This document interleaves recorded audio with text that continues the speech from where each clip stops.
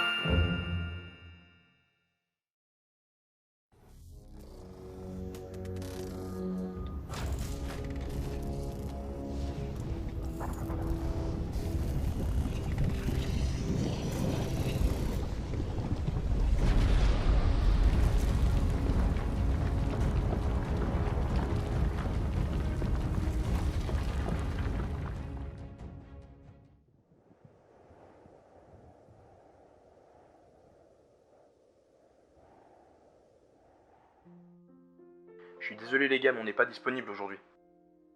On est justement en train de préparer la fête de Noël. Oh, salut les gars. Mais vous parlez de quoi les gars? Va falloir que vous vous débrouillez sans nous cette fois. Tu pourras leur envoyer la vidéo qu'on a fait sur le Top Motion. Oh, bonne idée. Je vous envoie ça tout de suite, ça vous aidera à sauver votre ami bonhomme de neige. Oh, c'est pas vrai.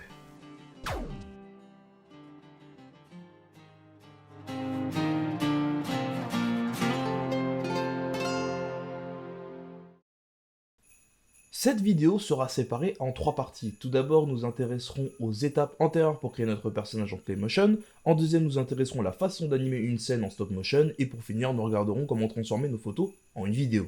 Sans plus attendre, commençons avec la première partie.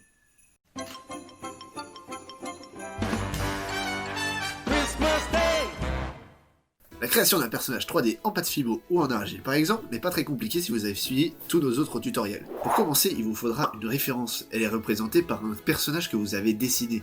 Ce personnage doit être en moyenne composé de 4 couleurs principales au grand maximum. Ces 4 couleurs, vous devrez les créer avant d'aller plus loin. Ici, nous nous servirons de pâte fibo qui, à la différence de l'argile, possède d'ores et déjà des couleurs principales. Si les couleurs principales des personnages sont les mêmes que les pâtes fibo que vous possédez, alors vous n'avez plus qu'à les récupérer. Si ce n'est pas le cas, il vous est possible de les fusionner pour atteindre la couleur correspondante. On se basera donc sur le principe des couleurs primaires, secondaires et tertiaires. En fusionnant du bleu et du jaune, on peut par exemple avoir du vert. Une fois les couleurs de votre personnage réunies, vous allez devoir créer le personnage. C'est une étape assez simple. Tout ce qu'il vous faut faire, c'est recréer avec le plus de fidélité possible le personnage. Souvent, pour ça, vous pouvez le recréer grossièrement, un rond pour la tête, un autre plus gros pour le corps, et en unissant le tout, vous n'aurez plus qu'à le modeler afin qu'il se rapproche de la forme que vous souhaitez, ajoutant les détails sur celui-ci. Cependant, même si votre personnage est créé, souvent il ne tiendra pas lorsqu'on lui demandera d'effectuer des poses. Alors, on lui rajoute dans son corps ce qu'on appelle un squelette.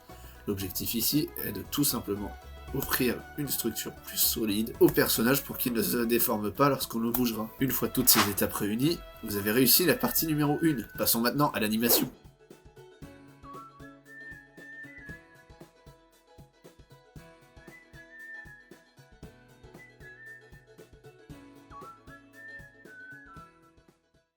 L'animation, tout comme la création du personnage, n'est pas difficile. Nous n'avons qu'à suivre les critères des anciennes vidéos. Pour commencer, il faut placer la caméra par rapport au décor. Et pour cela, nous devons faire en sorte que la vue de la caméra soit parallèle au fond de votre scène. De cette façon, il agira comme un arrière-plan.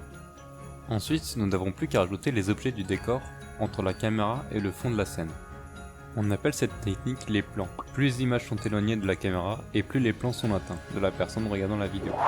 Ça pourrait être des montagnes, au loin, ou le large de la mer. Tandis que de petits objets de grosse taille seront dans les premiers plans, car proches de la personne regardant le film. On appelle ce procédé la perspective. Elle est très importante car elle offre de la profondeur à la scène. Une fois le décor placé, vous n'avez plus qu'à poser votre personnage. Pour l'animer, il vous faut prendre le personnage et lui donner une position. En prenant cette position, il vous faudra prendre une photo.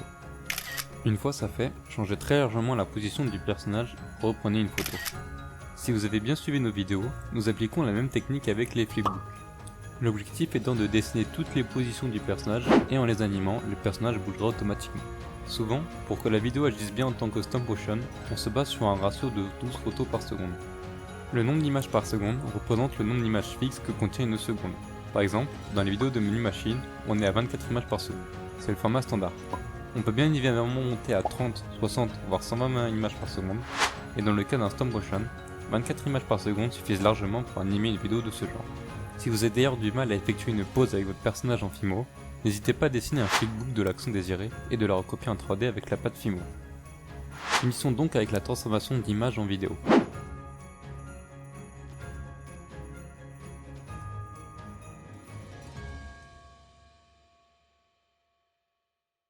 Une fois que vous avez récupéré toutes nos images, il est temps de passer à la dernière partie, soit la transformation d'un paquet d'images en une vidéo.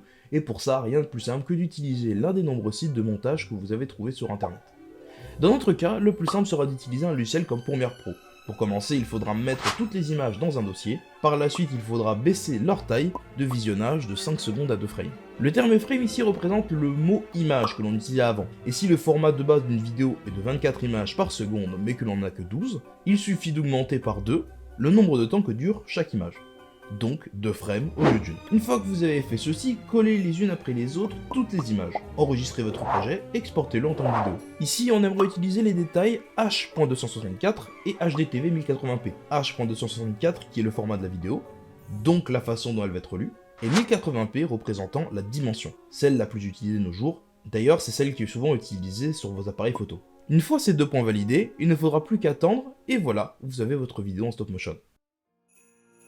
Et c'est comme ça que cette vidéo se termine, on espère qu'elle vous aura plu. L'année aura été assez compliquée pour nous pour vous faire court, mais on espère que vous aurez apprécié cette aventure. On vous souhaite donc de belles fêtes de fin d'année, et on se dit à bientôt sur la chaîne des Menu Machines.